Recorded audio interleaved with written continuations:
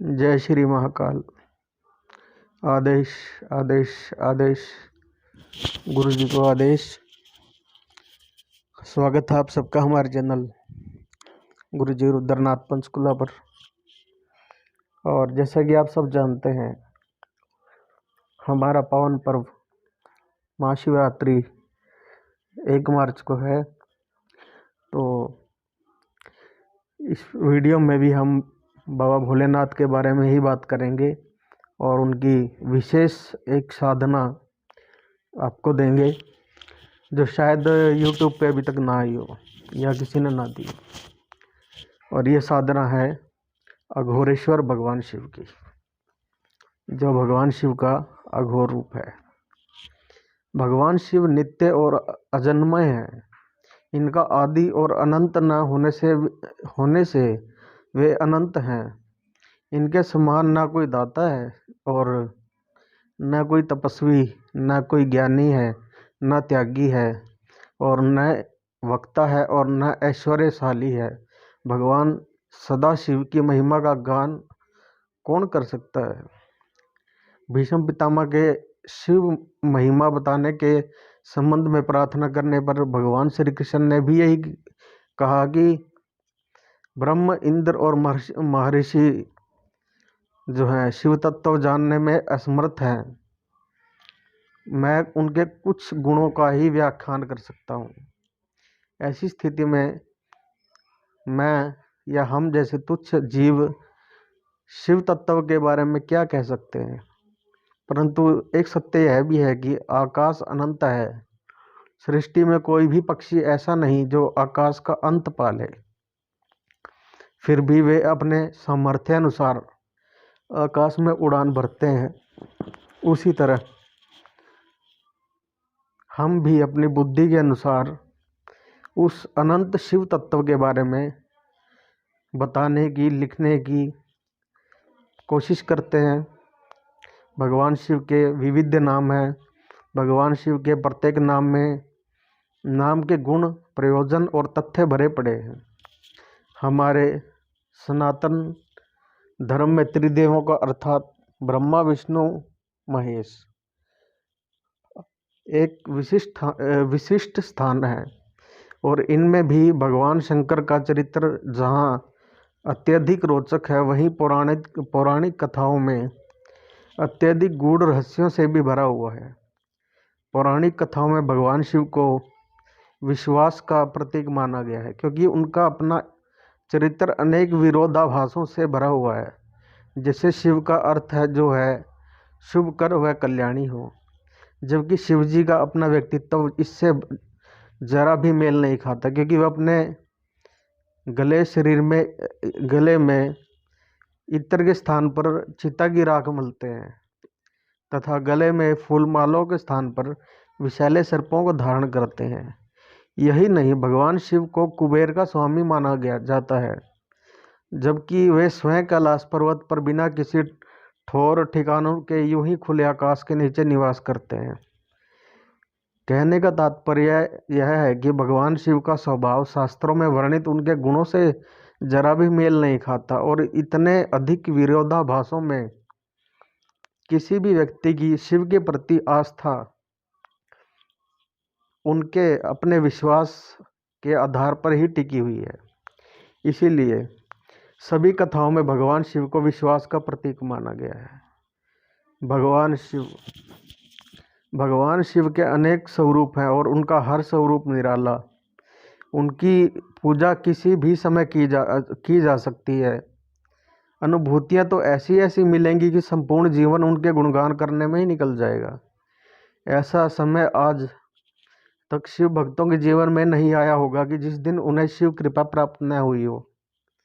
आज एक दिव्य साधना दे रहा हूँ, जो मेरी ही नहीं बल्कि बहुत से शिव भक्तों द्वारा अनुभूति की गई है।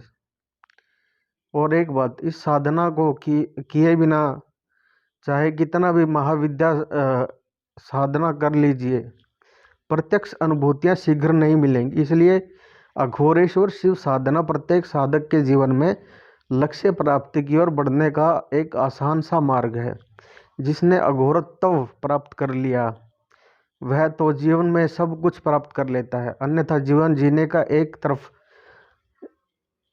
एक जो है अंदाज आप जो जी रहे हैं वो व्यर्थ ही हो जाता है।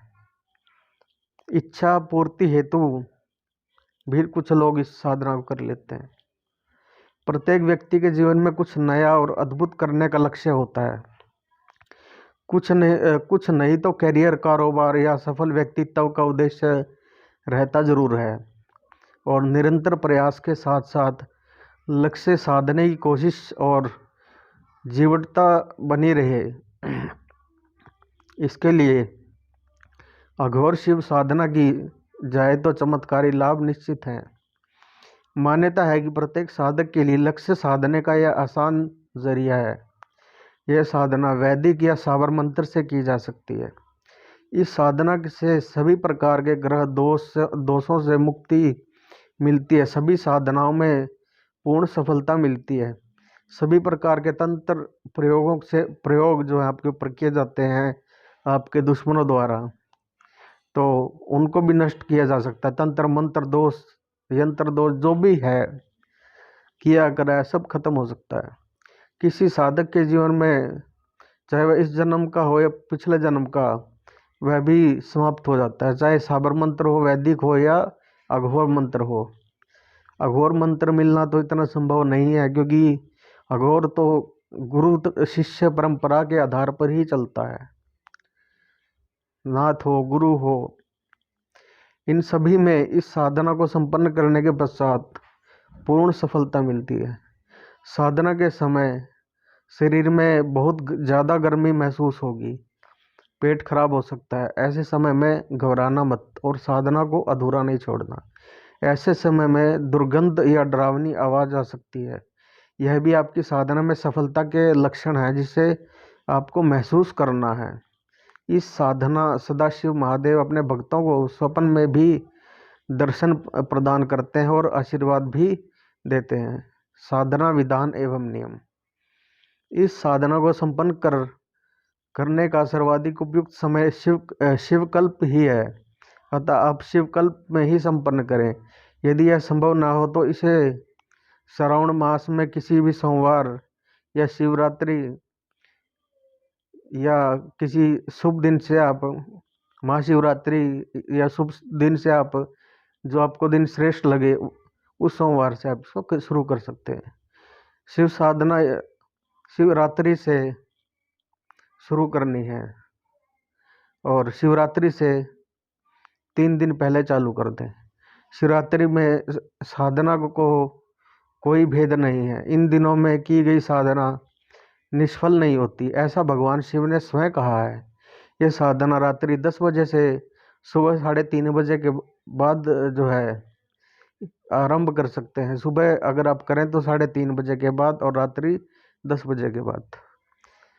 इस साधना में आसन वस्त्र काले रंग के उत्तम होते हैं, परंतु यदि आपके पास उपलब्ध ना हो तो जो भी उपलब्ध हो उसे ही इस्तेमाल करें। ईशान दिशा की ओर साधक का मुख हो, माला रुद्राक्ष या काले हकीक की हो। इस साधना में पारद शिवलिंग की आवश्यकता होती है और उसी पर यह साधना संपन्न की जाती है। यदि आपके पास पारद शिवलिंग नहीं है तो फिर जिस शिवलिंग का पूजन आप करते हैं उसी पर यह साधना संपन्न करें। मूल साधना से पूर्व समय सामान्य गुरु पूजन करें एवं गुरु मंत्र की 4 माला जाप करें। फिर सदगुरुदेव जी से अघोरेश्वर शिव साधना संपन्न करने हेतु मानसिक रूप से गुरु आज्ञा लें। उनसे साधना की पूर्णता एवं सफलता के लिए निवेदन करें। तदुपरांत संक्षिप्त में गणेश पूजन करें और गणेश मंत्र का 1 माला जाप करें। फिर भगवान गणपति जी से साधना की निर्विघ्न पूर्णता और सफलता के लिए प्रार्थना करें। इसके बाद पारद शिवलिंग का सामान्य पूजन भस्म मिश्रित चंदन अक्षत पुष्प आदि से करके भोग में कोई भी मिठाई अर्पित कर सकते हैं। साधना को विधि पूर्वक करें, जैसा कि डिस्क्रिप्शन बॉक्स में भी आपको दे दिया जाएगा। और आप जो इसमें संकल्प लेंगे संकल्प में आप अपना नाम लें और अपने इष्ट आराध्य गुरु, आपके स्थान और जो भी इसमें आपको संकल्प लेना है, ये सब डिस्क्रिप्शन बॉक्स में आपको मिल जाएगा। और एक दीपक प्रज्वलित करें, एक हाथ धोकर दीपक पर पुष्प एवं कुमकुम से पूजन करें।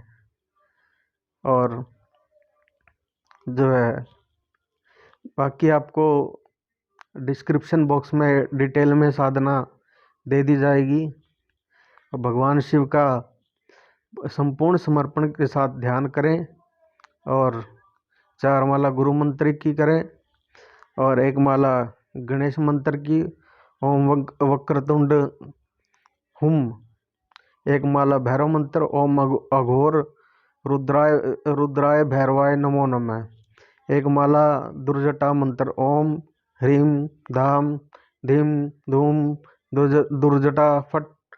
और साधना में, इस साधना में जो मंत्र है, ओम हुम अघोरेश्वराय नमः फट स्वाहा, यह जो है साधना आपको करनी है।